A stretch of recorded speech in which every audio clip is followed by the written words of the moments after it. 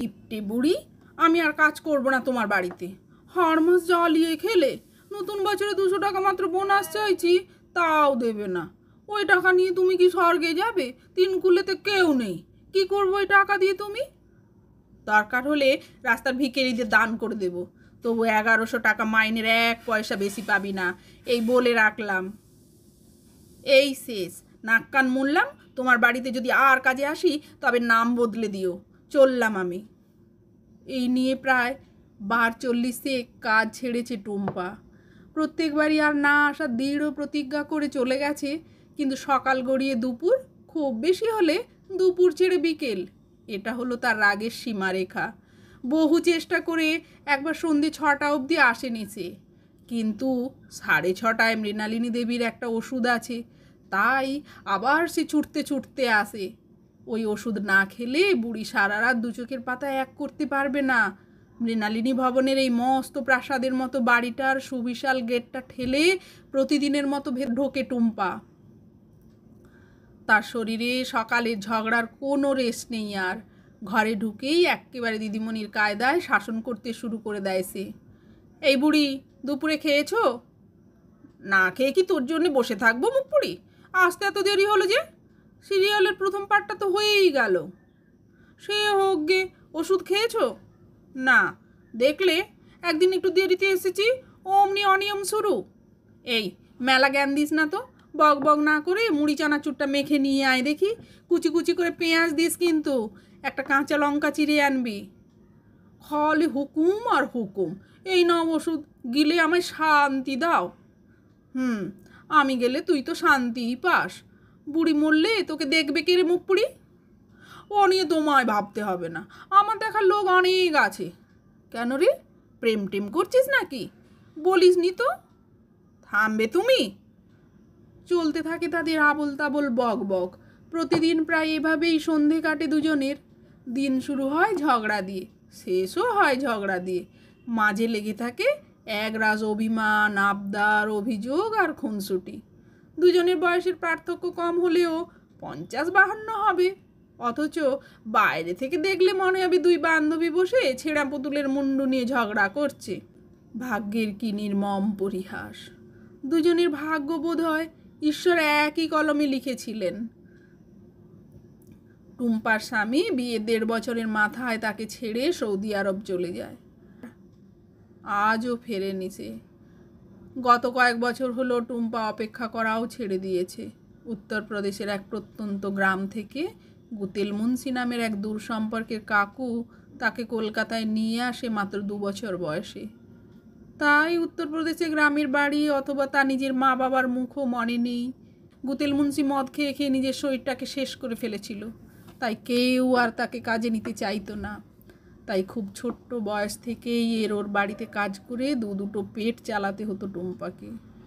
তারপর হঠাৎ একদিন রাত 3টের দিকে খবর এলো, তার ভিটে মাটির একমাত্র সাক্ষী, তার ওই গুতেল কাকু মদ্যপ অবস্থায় লরির নিচে পড়ে পার্থিব কষ্ট থেকে মুক্তি লাভ করেছে। খুব কেঁদেছিল সেদিন টুম্পা। যাও বা কিছুমাত্র শেকড় ছিল, তাও সমূলে উপড়ে গেল। এবার যে সে সম্পূর্ণ উদ্বাস্তু হয়ে গেল। উত্তরপ্রদেশের কোথায় তার বাড়ি, কে তার মা বাবা, কিছুই তো সে জানে না। অপরদিকে মৃণালিনী দেবীর স্বামী এলাকার বিখ্যাত উকিল উপেন সান্যাল, অগাধ সম্পত্তির মালিক। কিন্তু ভগবান সব দিক থেকে 2 হাত ভরে দিলেও মৃণালিনী দেবীর কোল ফাঁকা করে রেখেছিলেন। পার্কে বা স্কুলের সামনে সব মায়েদের তাদের নিজেদের বাচ্চাদের আদর করতে দেখলে তার বুকটা হু হু করে উঠত। কিন্তু কিছুই তো করার ছিল না তার। জরায়ুতে টিউমার অপারেশনের সময় ডাক্তার বলেই দিয়েছিলেন সেই নির্মম সত্যটা। তারপর জীবনের একমাত্র সঙ্গী এই বৃদ্ধ বয়সে এসে তার হাত ছেড়ে দিয়ে আকাশের বুকে জায়গা করে নিল। তা আজ প্রায় 3 বছর হবে। যৌবন তাও বা কেটে যায় নেশায় নেশায়। বার্ধক্যের ব্যালকনিতে এলে প্রকৃত ভালোবাসার যে অর্থ উপলব্ধি করা যায়, তা তিনি প্রতিটা রাতেই ওপাশের ফাঁকা বালিশটাতে হাত বুলিয়ে অনুভব করতেন। এইভাবেই জীবনের পথে হাঁটতে হাঁটতে 2 পথ হারানো নাবিক দিকশূন্য সাগরের মাঝে একটা ছোট্ট দ্বীপ খুঁজে নিয়েছে নিজেদের জন্য। শোনো বুড়ি, বেশি রাত অবধি বই পড়ো না কিন্তু, ঘুম ঠিক করে না হলে কাল সারাদিন কিন্তু মাথা ব্যথা করবে, বুঝলে? বুঝেছি, অনেক রাত হয়ে গেল, যা এবার বাড়ি যা। ধুর, কোথায় রাত, সবে 9:30 বাজে। যাই হোক, শোনো, টেবিলের ওপর ওষুধ রইল রাতের, ঘুমোবার আগে খেয়ে নিও। আর গরম জল করে ফ্লাক্সে রেখে গেলাম, ঠান্ডা জল খেয়ে আবার সর্দি বাঁধিয়ে বসো না কিন্তু। আচ্ছা বাবা, ঠিক আছে, কাল সময় মতো চলে আসিস। প্রতিদিন রাতে গেট দিয়ে বেরোনোর সময় ভীষণ খারাপ লাগে টুম্পার। একা বয়স্ক মহিলা এত বড় বাড়িতে থাকে, রাত বিরেতে কিছু হয়ে গেলে কেউ জানতেও পারবে না। সত্যি সত্যি একদিন তেমনটাই হলো। রাতে উঠে বাথরুমে গিয়ে আর শোয়ার ঘরে ফেরা হলো না মৃণালিনী দেবীর। পরদিন সকালে কাজে এসে টুম্পাই প্রথম জানতে পারে, যেদিন গুতিল কাকু মরে গেল সেদিনও এতটা কষ্ট হয়নি তার যতটা আজ হচ্ছে। তার মনে হচ্ছিল ঈশ্বর যেন তার বুকের বাঁ দিক থেকে একটা বড় অংশ কেটে নিয়ে গেলেন। মাকে পায়নি সে, কিন্তু ভগবান মা হারানোর কষ্টটা তার ভাগ্যের খাতায় সন্তর্পণে লিখতে ভুল করেননি। আজ যেন সম্পূর্ণ অনাথ হলো টুম্পা। সময়ের কাঁটা থেমে থাকেনি, চোখের জলের রেখাও বইতে বইতে ক্লান্ত হয়ে থেমে গেছে। আজ প্রায় 5 মাস হতে চলল। বিশাল প্রাসাদের মতো সাদা ওই বাড়িটা হাঁ করে তাকিয়ে থাকে তার দিকে। গেটে তালা ঝোলে, ওপাশে কেউ নেই, এপাশের মানুষটাও কেমন যেন পাথর হয়ে যায় দিনকে দিন। হঠাৎ একদিন বস্তির মোড়ে একটা গাড়ি এসে দাঁড়ালো, আর তার থেকে নেমে এলো কোটটাই পরা এক ভদ্রলোক। বস্তিতে কোনো বড় গাড়ি দেখলে এমনিতেই সকলে ভিড় করে দাঁড়ায়, এখানেও তার ব্যতিক্রম ঘটেনি। লোকটি কয়েকজনকে জিজ্ঞেস করে সোজা টুম্পার বাড়ির সামনে এসে দাঁড়ালো। বাইরের চেঁচামেচি শুনে টুম্পাও ততক্ষণে বেরিয়ে এসেছে ঘর থেকে। লোকটি জিজ্ঞেস করলো, আপনি মিস টুম্পা সরকার?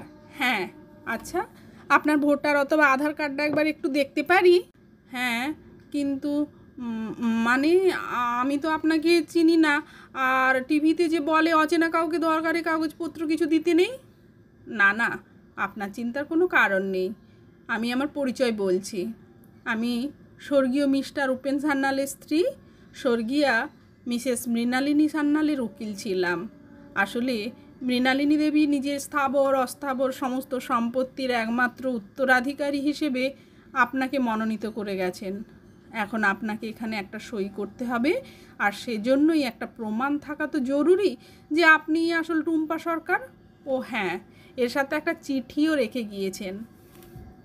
কাঁপা কাঁপা হাতে চিঠিটা ধরল টুম্পা। আগে হলে হয়তো এটা পড়ার সাধ্য তার হতো না, কিন্তু মৃণালিনী দেবী তাকে পড়তে শিখিয়েছেন। চিঠির ভাঁজ খুলে পড়তে শুরু করলো সে।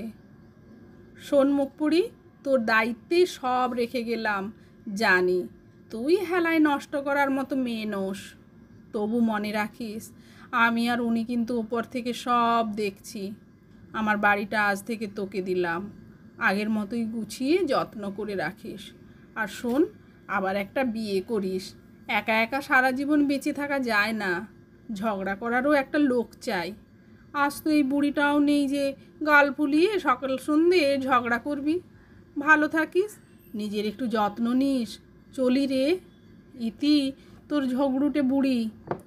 থর থর করে কাঁপতে কাঁপতে মাটির ওপর বসে পড়ে টুম্পা। প্রায় 7.5 কোটি টাকার সম্পত্তি পেয়েও নিজেকে তার পৃথিবীর সব চাইতে নিঃস্ব ব্যক্তির থেকেও নিঃস্ব মনে হচ্ছিল।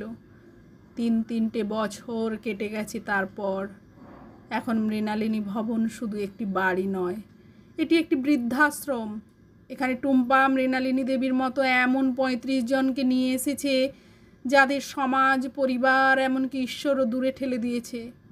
তাদেরই 2 হাতে বুকে টেনে নিয়েছে টুম্পা, জায়গা করে দিয়েছে মৃণালিনী ভবনে, যাতে শেষ কটা দিন তারা যেন একাকিত্বে না বাঁচেন, টুম্পা যেন একা না থাকে, একটা ঝগড়া করার লোক খুঁজে নেয়। এই তো ছিল মৃণালিনী দেবীর শেষ ইচ্ছে, সেটাই খুঁজে নিয়েছে সে। একটা দুটো নয়, 35টা ঝগড়ুটে বুড়ি। এখন সারাটা দিন মন খুলে সে তাদের সঙ্গে ঝগড়া করে।